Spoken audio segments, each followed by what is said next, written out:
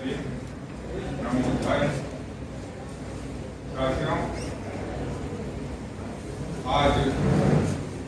हमारे रिटायर्ड साहब ने जो हमारे छात्रावास के लिए काम कर रहे हैं, मैं निम्बाड़े से हूँ।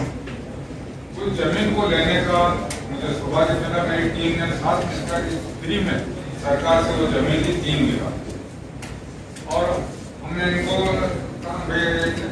कमरे बनाना करना, इनको छात्रावास का अध्यक्ष बनाया। हमको उन्होंने 7-8 सालों में बहुत अच्छा कमरे बनाए। ये देने इनको बहुत बहुत धन्यवाद।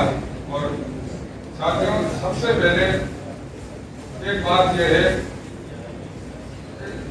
10वीं के अंदर हमें पढ़ाया जाता था कि आर्य विदेशी है, मगर आज वो बात गौण हो गई है। आर्य विदेशी नहीं रहे, वो यहाँ के मूल निवासी दूर हो गए, वो यहाँ के संस्थापक हो गए, ऐसे लगते हैं। वो यहाँ के यहीं पर पैदा हुए। उन्होंने 4 वर्ण बनाए, जैसे ब्राह्मण, क्षत्रिय, शूद्र।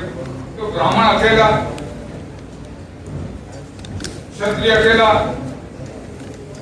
वैश्य अकेला, और शूद्र में 7,000 समथिंग जातियां, और 7,000 में जो टुकड़े हुए 18,000 समथिंग जातियां होंगी। तो ब्राह्मण जो है, कहते हैं कि सर जो है वो ब्राह्मण का है। छाती क्षत्रिय, वैश्य पेट से, और कमर से नीचे नीचे सभी शूद्र में आते हैं। तो मैं उनसे कहना चाहता हूँ कि शूद्र के पैरों पे आप क्यों गिरते हो? जहां भी जाते हो पैर लगते हो तो शूद्रों के हैं। आपको तो सर से सर टकराना चाहिए, छाती से छाती टकराना चाहिए। जिस शूद्रों के पैर आप लगते हो, इसका मतलब हमसे कमजोर हो और हमसे नीचे हो। दूसरी बात, आज जातिवाद के नाम से,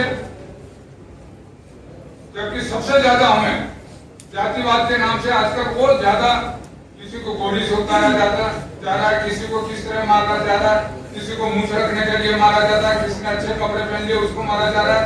तो ये सब क्या है? ये सब सरकार की मिलीभगत है। सरकार के सहयोग के बिना और सरकार के समर्थन के बिना ये हो नहीं सकता। तो ऐसी सरकार जो हमें आश्रय, हमारे रक्षा नहीं कर सके, ऐसी सरकार का विरोध करना ही चाहिए। दूसरी बात, शिक्षा। सभी सरकारी स्कूल बंद हो रहे हैं, प्राइवेट स्कूल खुल रहे हैं। प्राइवेट स्कूलों में फीस इतनी ज्यादा है कि हमारे जो गरीब बच्चे, वो उसमें जो अनुसूचित जाति जनजाति के बच्चे इतनी फीस दे नहीं पाएंगे, तो वो अनपढ़ रह जाएंगे। ये सरकार की मंशा रखती है। तीसरा, शिक्षा के अंदर जब बच्चा पढ़ जाए तो नौकरी कहाँ करेगा?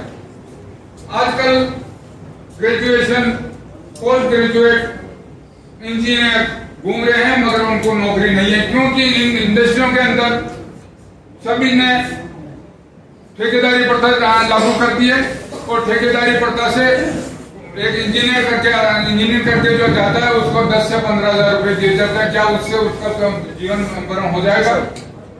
इसका भी अपने अनुसूचित जाति जनजाति परिषद की तरफ से इसका विरोध करना चाहिए, सरकार को लिखना चाहिए। आप सभी अगर एक बन के रहे, अनुसूचित जाति जनजाति और साथ में अल्पसंख्यक मोमेडन, तो सरकार आपके हाथ में आ सकती है।